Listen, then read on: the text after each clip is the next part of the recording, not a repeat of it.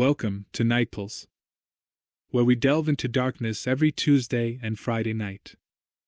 If you enjoy an evening, or even daytime chill, please hit like and subscribe for more unsettling tales like this. Now, lower the lights, get comfortable, and let the pulse of darkness pull you in.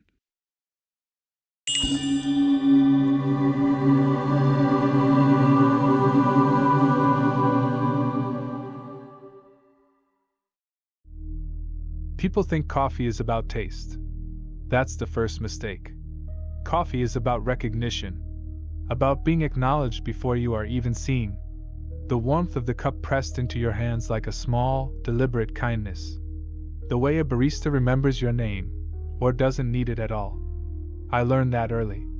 My name is Ricardo, and in the city of Eden, I was nobody special, just a trainee barista at a high-end cafe that served drinks with names longer than prayers and prices that made customers hesitate before ordering. I didn't blame them. I hesitated too, every time I looked at my payslip. But I loved it. God, I loved it. The hiss of steam wands. The precise choreography of grinders and scales. The smell, dark, bitter, floral, alive. Coffee wasn't just a beverage, it was a language. And I wanted to be fluent. I wanted to be worthy. I lived in a narrow guest house 3 streets from the cafe, a place that smelled faintly of bleach and old cooking oil. My room was barely wide enough to stretch my arms out fully. The wallpaper peeled in soft, organic shapes that reminded me of spreading mold. My car, if it deserved the word, was a rattling relic that protested every turn of the key like an old man being woken too early. I didn't dress well. I didn't speak loudly. I existed in that thin, apologetic way people do when they expect nothing to change. Except behind the counter. Behind the counter, I mattered. And behind the counter was Emily. She worked part-time, balancing her cafe shifts with university. Photography. Always photography. She carried her camera everywhere, even on breaks, lifting it to catch steam curling off cups or lights slanting through the windows. She noticed things most people didn't. Or maybe she just knew how to frame them. I noticed her. The way she tucked her hair behind her ear when she was thinking. The way she leaned closer when customers spoke softly, as if the world itself deserved patience. I never told her how I felt. The words lived in my chest like trapped birds, fluttering themselves sore. And besides, she was already looking elsewhere. Every morning, without fail, a young office worker came in. Clean suit. Easy smile. The kind of man who didn't doubt his place in the world. Emily lit up when he arrived. She laughed more freely. Her lens followed him when she thought no one noticed. I was just the guy who made his coffee. I told myself that was enough. It wasn't. The day I found the flame artisan, Eden was swollen with late afternoon heat. The kind that pressed against your skin and made breathing feel optional. I'd just finished a double shift and was cutting through a shopping street I usually avoided. Too expensive, too polished, too full of things meant for people who already had enough. That's when I smelled it. Not coffee. Something warmer. Sweeter. Layered. It slipped into my lungs without permission and settled there, blooming. My steps slowed before my thoughts did. The scent tugged at me like a memory I couldn't quite place. I followed it. The storefront was narrow, unassuming. Dark wood. Frosted glass. No loud signage, just a small round wooden plaque that read, "The Flame Artisan." Inside, the air was thick with fragrance. Not overwhelming, intentional. Each breath felt curated. Shelves lined the walls, filled with candles and glass vessels of different shapes and colors. Swirled wax. Amber gradients. Flames dancing gently, though I couldn't recall seeing anyone light them. I should have left. Instead, I stepped fully inside, and the door closed behind me with a sound too soft to be accidental. "Take your time," a woman's voice said. She emerged from behind the counter. Mid-40s, maybe? Elegant in a way that didn't chase youth. Her hair was dark, streaked faintly with silver, tied back loosely. Her eyes sharp, attentive, unsettlingly kind. "Smells incredible," I said, immediately embarrassed by how small my voice sounded. She smiled as if she'd expected exactly that response. "Fragrance is memory," she said. "And memory is desire wearing a mask." I didn't know what to say to that, so I nodded. She gestured around the store. "Each candle here is crafted to guide the mind. Relaxation. Focus. Renewal. Change." Her gaze lingered on me, just long enough to make my skin prickle. "You look tired," she added gently. "Not the body. The self." I laughed awkwardly. "Long shifts." She murmured. "And longer hopes." That stopped me. I wandered the shelves, letting my fingers hover over the glass. Each candle had a name etched into it. Some were in English. Others weren't. One near the back drew me in. The wax was deep, swirling shades of indigo fading into black. When I leaned closer, the scent unfolded, smoke, spice, something faintly metallic beneath it all. The name read, Susan, Inevitability. The woman appeared beside me without sound. "A strong choice," she said. "Not many are drawn to that one." "What does it do?" I asked. She tilted her head. "It clarifies the path you're already on." That didn't sound like anything. "It's free," she added, lifting it from the shelf and placing it in my hands. I startled. "No, I can't consider it an introduction," she said. "You've already paid in other ways." Her smile never wavered. I don't remember agreeing. I don't remember leaving the store. I only remember the weight of the candle in my bag, warm, almost alive, as I walked back to the guest house. That night, my room felt smaller than usual. The peeling wallpaper seemed to curl inward. The air was stale, restless. I lit the candle. The flame caught immediately, tall and steady, casting slow shadows that stretched and bent unnaturally along the walls. The scent filled the space, richer now, wrapping around me like a whisper. I slept deeply. Too deeply. Dreams came, slow, viscous things. Faces I didn't recognize watching me from behind glass. Hands reaching. A sense of movement without motion, like being carried somewhere you didn't choose but somehow needed. When I woke, the candle had burned lower than it should have. And for the first time in months, I felt calm.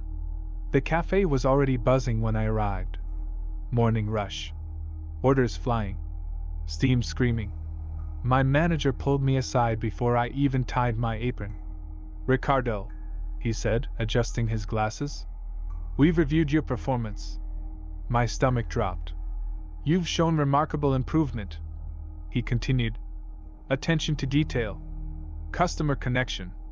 We're increasing your pay effective immediately." I stared at him. A pay rise. I nodded, thanked him, bowed my head like gratitude was something I could spill if I wasn't careful. But inside, something clicked. That night, I went back to the Flame Artisan. The woman was waiting. "I thought you might return," she said. I didn't hesitate this time. "What else do you have?" I asked. She reached beneath the counter and produced another candle. Gold veins ran through pale wax, like cracks repaired with precious metal. "Kintsugi, joined with gold." "For you," she said, placing it in my hands. "Some things only become valuable once they've been broken." It was free. Again. 3 days later, I scratched a card at a corner shop on a whim. I won a car. Brand new. Shining. Impossibly mine. I laughed until my throat hurt. That night, as I lit the candle, I thought I heard something else burning too. Something thin. Something quiet. Something I didn't know how to name yet. Luck is a word people use when they don't want to think about cost. After the car, everything accelerated, not explosively, but smoothly, like a well-poured espresso blooming exactly as it should. Life stopped resisting me. Doors opened before I touched them. People listened when I spoke, even when I didn't raise my voice. At the cafe, my hands stopped trembling. I could feel it when I pulled shots now, not just timing and pressure, but intention. The Kramer responded to me. Customers leaned in when I spoke, their shoulders relaxing as if I'd adjusted something inside them. Emily noticed. "You've changed," she said one afternoon, watching me work the machine. "You seem lighter." I laughed. "I finally slept." She smiled back, but there was curiosity behind her eyes. She started asking me questions, sitting closer on breaks, showing me her photos. Sometimes, when she laughed, she touched my arm and didn't pull away. That night I lit kintsugi. The flame didn't flicker. It stood. As the wax melted, thin gold lines seemed to shift, rearranging themselves. The scent was warm, resinous, comforting, like polished wood and skin heated by sunlight. I felt whole in a way I never had before. Like all my previous failures had been reframed as necessary steps. I slept without dreams. The news started getting strange around then. At first, it was background noise. An accident here. A mugging gone wrong there. Eden had always had its shadows. But the reports became specific. A woman found in her apartment, drained of blood but without wounds. A man discovered collapsed in an alley, his face frozen in rapture. A family missing entirely, their home untouched, dinner still warm. Emily showed me an article on her phone while we waited for the kettle. "Doesn't that freak you out?" she asked. I glanced at the screen, felt something stir in my chest, then nothing. "Cities are weird," I said. "People panic." She frowned, just slightly. That night, I returned to the Flame Artisan. The shop felt smaller. Or maybe I'd grown. The woman greeted me with the same knowing smile, already holding a candle wrapped in dark cloth. "This one is special," she said. "You're ready now." The name etched into the glass made my throat tighten. Migawari, substitute. "What does it do?" I asked. Her eyes glittered. "It helps you succeed, without bearing the full burden yourself." I hesitated. That was new. She tilted her head. "You've worked so hard, Ricardo. Haven't you given enough already?" The candle was free. I didn't ask why. My new apartment overlooked the river. Clean lines. Sunlight that reached the floor. The guest house room already felt like someone else's memory. I placed the candles carefully along the windowsill, arranging them without realizing I was doing it in a pattern. That night I lit Migawari. The flame split in two. The scent was wrong. Sweet, yes, but underneath it, something sour. Like meat left too long in heat. I felt a pressure in my chest, sharp and brief, then relief, as if something had been taken. I slept. I dreamed of hands again, but this time, they weren't reaching for me. They were holding something else in my place. Emily started coming over. At first, just to talk. Then to stay late. She kissed me one night on the couch, tentative, uncertain, until I kissed her back and felt her melt against me. "You're different," she whispered. But in a good way. I didn't tell her about the candles. I didn't tell her about the way I sometimes woke up with ash under my fingernails. The murders escalated. The papers stopped using the word accident.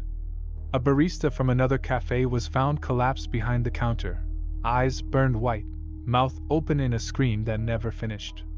A homeless man was discovered beneath a bridge, body folded unnaturally, skin waxy and pale. The night I read about the barista, I vomited. Not from horror. From recognition. I went back to the shop shaking. "This wasn't the deal," I said, voice cracking. "People are dying." The woman didn't deny it. "They always were," she said calmly. "You're just closer now. I didn't agree to this." She stepped closer, and for the first time, her scent overpowered the candles, smoke, iron, old flowers laid on graves. "You agreed the moment you lit the first flame," she said. "Hit Susan." I opened my mouth to argue. She raised one finger. "Do you know what a wick is made from?" I shook my head. "Braided fibers," she said. Often cotton, sometimes linen, always organic, always once living. My stomach turned. You're burning beautifully, Ricardo. I stumbled back. Stop, I whispered. She smiled softly. You don't want me to. And the worst part, she was right. Emily started pulling away. You don't look at people the same, she said one night. It's like you're measuring them. I wanted to deny it. But when I looked at her, I felt it, a faint hum. A warmth. A potential. I loved her. I think. The next candle appeared on my windowsill without explanation. No name. No price. Just a scent that made my vision blur and my heart ache with longing. I lit it. Somewhere in Eden, someone screamed. And I didn't hear it. There was a point, quiet, unmarked, where I stopped asking why and started asking how much. Not money. Not time. How much of me was left? I noticed it first in mirrors. At the cafe, during slow hours, I would catch my reflection in the polished steel of the espresso machine.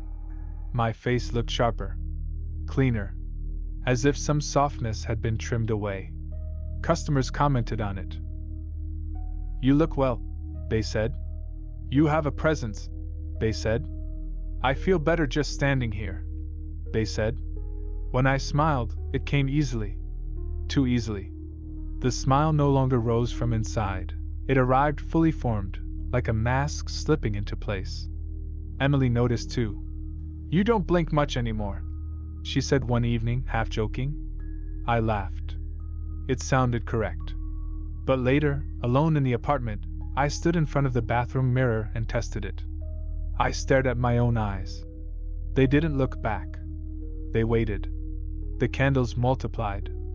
I don't remember bringing them home, but each night there were more, lying neatly along shelves, windowsills, even the floor beneath the bed.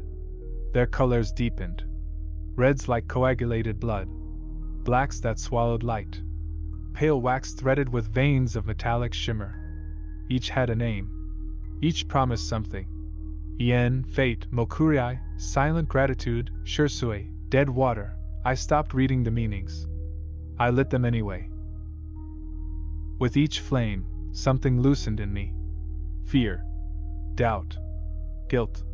They burned away cleanly, leaving behind a calm that felt almost holy. The city responded. Eden grew restless. Sirens at night. Police tape fluttering like prayer flags. Social feeds filled with speculation and grainy photos. People whispered about a curse. About patterns. About victims who had all, somehow, crossed paths with the same places. Including the cafe.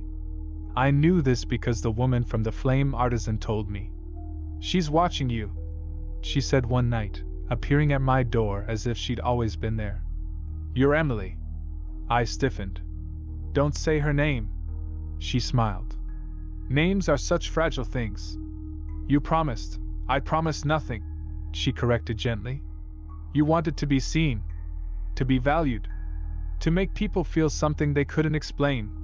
She stepped inside without invitation. The candles responded immediately, flames lifting higher, bowing toward her. You're doing that now, she said.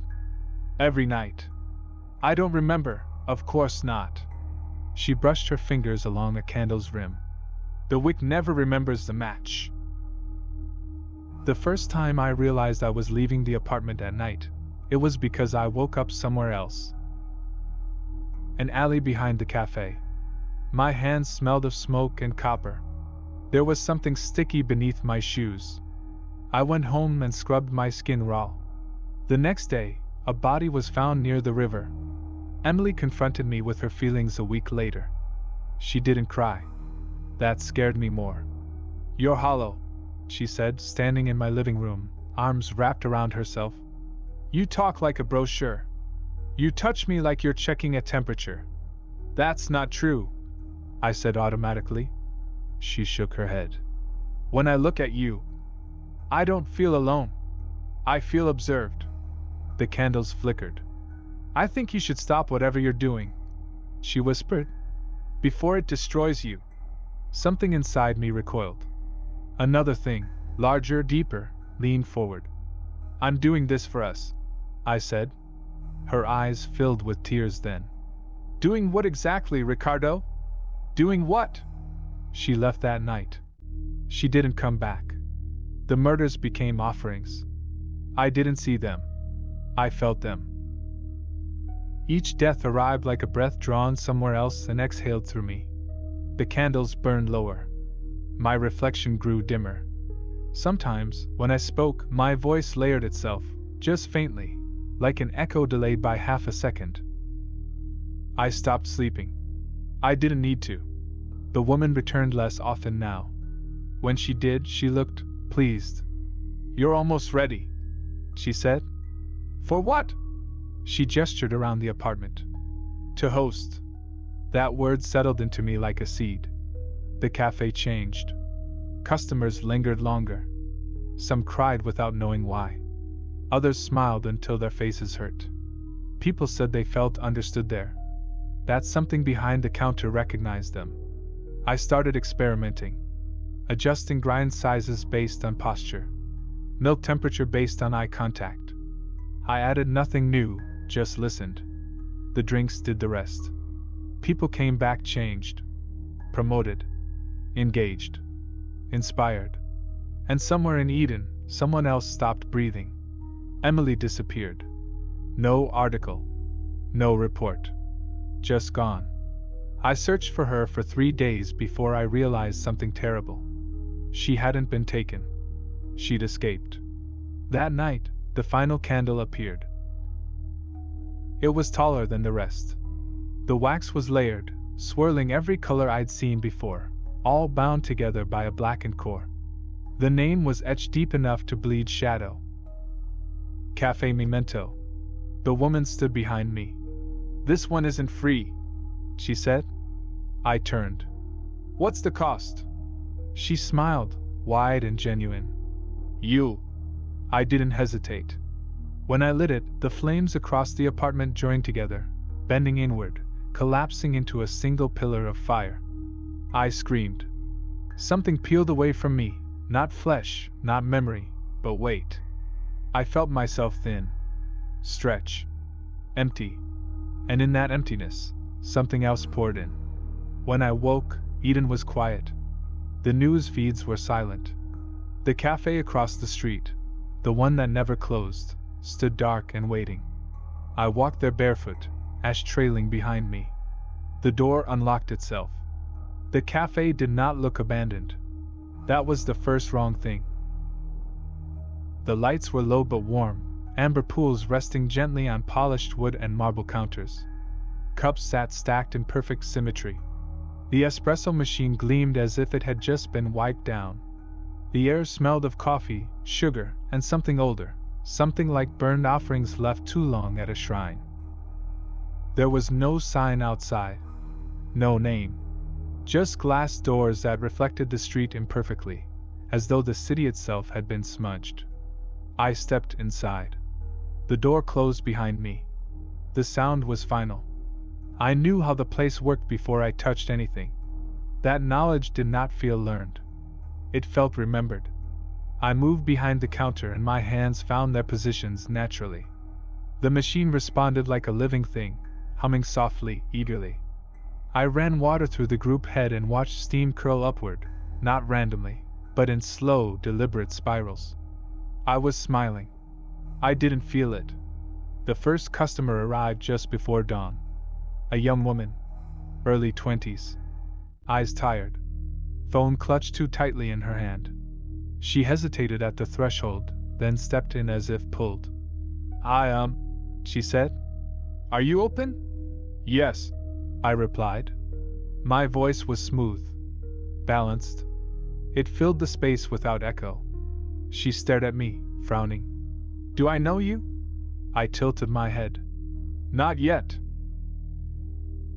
She laughed nervously. Right. Sorry. This cafe came up on my Instafan feed. I nodded. Sit. She obeyed. I didn't ask what she wanted. I ground the beans anyway. As I worked, I felt it, her envy, sharp and acidic. The way she refreshed her social feeds endlessly, watching others rise while she remained unseen.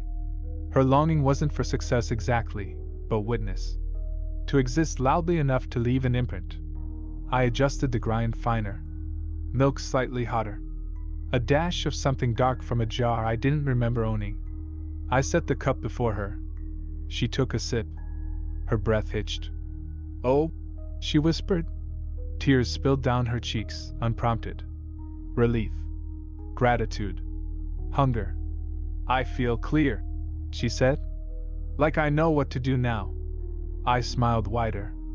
"Come back," I said. "When you need to be noticed again." She nodded fervently, already standing, already lighter. As she left, something brushed against my spine. A thread snapped. Somewhere far away, a body cooled. The cafe filled quickly after that. They came at all hours. Students, office workers, creatives, people who felt small and wanted proof they weren't. No advertising, no reviews. Just word of mouth spoken in hushed tones, like a secret confession. There's a place. The barista knows. The drinks work. I never slept. I never closed. Each drink took something and gave something in return. Success. Fame. Love. Clarity. And with each exchange, the candles inside me burned lower. I felt no pain. I felt purpose. Sometimes, late, when the street outside was empty and the city held its breath, I would see her. In the reflective chrome of the machine. A woman with long black hair, hanging in heavy strands. Her face pale, lips blue, eyes sunken and patient. She never moved unless I looked directly. When I did, she smiled. She had been waiting a long time. We understood each other. One night, a man came in shaking. Older. Haunted. His eyes darted constantly to reflective surfaces, windows, spoons, the polished counter. "I don't like mirrors," he said abruptly. I paused. Something deep inside me recognized him. "I don't either," I replied. I made his drink carefully. Protection instead of ambition. Silence instead of success. He left calmer than he arrived. He would survive longer than most. Emily never returned. But sometimes, when the cafe was full and the air hummed with want, I thought I saw her reflection in the glass, standing behind the customers, watching me with sorrow instead of fear. I did not reach for her. I couldn't. There was nothing left to reach with. They call the place many things now. The cafe that never closes. The cafe that knows what you want. The cafe where people change. In time, someone will notice the pattern. They always do. By then, I will be ready. The flame still burns. And I am very, very good at my job. There is a moment, just before dawn, when Eden forgets itself. The streets are empty but not quiet. The city breathes through pipes and wires and sleeping bodies. That is when the cafe is fullest, not with people, but with attention. Every desire left unspoken during the night drifts here eventually. They collect like sediment. I stand behind the counter and feel it all. The cafe has learned my shape. It reflects me now. The walls have grown darker, richer, like wood polished by decades of hands that never existed. The lights no longer cast shadows correctly. Sometimes the steam from the machine forms faces, not screaming, not pleading, watching. As if being seen is enough. I no longer count the candles. They are not objects anymore. They burn inside the bones of the building, inside me. When a drink is made, something melts. When a dream is fulfilled, something hardens. Balance. People ask me my name now. I tell them Ricardo. The name still fits, loosely, like clothing kept from a previous life. They tell me theirs. They always do. Names spill easily in this place. Names want to be taken. A young man once whispered his while crying into his cup, terrified he would be forgotten after his first viral success faded. A woman offered hers without prompting, convinced that being known, even by a stranger, meant she existed. I remember thinking that once. I no longer think much at all. The first time someone died inside the cafe, I was surprised. He was a middle-aged man. Sat alone. Ordered nothing. Just watched me work for hours, eyes glassy, mouth slightly open. "It's okay to let go. You don't need to stay," I told him. "I do," he replied. "But I've never felt so close." His heart stopped mid-sentence. No blood. No drama. The cafe absorbed him quietly. The chair cooled beneath his body before anyone noticed. I bowed beside the place he vanished from and kept working. The woman from the flame artisan no longer visits. She doesn't need to. Sometimes I sense her approval in the way the lights warm when I do something especially efficient. Sometimes I smell her perfume in the steam, smoke, iron, old flowers. Once I asked aloud, "Is this enough? Haven't I paid my debt to you?" The espresso machine screamed in response. They say the city of Eden is cursed now. People rise too fast, fall too suddenly. Success is followed by emptiness so profound it drives them mad. Mirrors are avoided. Mysterious deaths are chalked up as accidents. And I see them more clearly now. The dead. They gather behind customers, peering over shoulders, clinging to warmth. Some are newly arrived, confused, hungry. Others are old, warped into shapes that barely resemble memory. They are drawn to the drinks. They are drawn to me. I make space for them. Once, very late, a ghostly girl stood at the counter and stared at me without blinking. "You used to be human, didn't you?" she said. I paused. "Yes," I replied. "I believe I was." She nodded, satisfied. "So was the candle maker." I think I wanted to know more. But she had vanished before I could speak. She has never returned. Not yet. I sometimes wonder what would have happened if I'd never entered that candle shop. If I'd stayed small, poor, unnoticed. If Emily would have loved me anyway. That wondering lasts exactly as long as it takes to pull the next shot. The cafe will stand for a long time. Long enough to be renamed, renovated, repurposed. Someday, it will become something else. Offices, perhaps. Fluorescent lights. Carpeted floors. People working late, feeling watched without knowing why. The mirrors will remain. She will remain. And I will still be here in some form. Waiting. If you ever find yourself in Eden late at night, unable to sleep, feeling unbearably unseen, follow the smell. Order what you don't know you want. Drink slowly. And remember, not every place that welcomes you wants you to leave whole.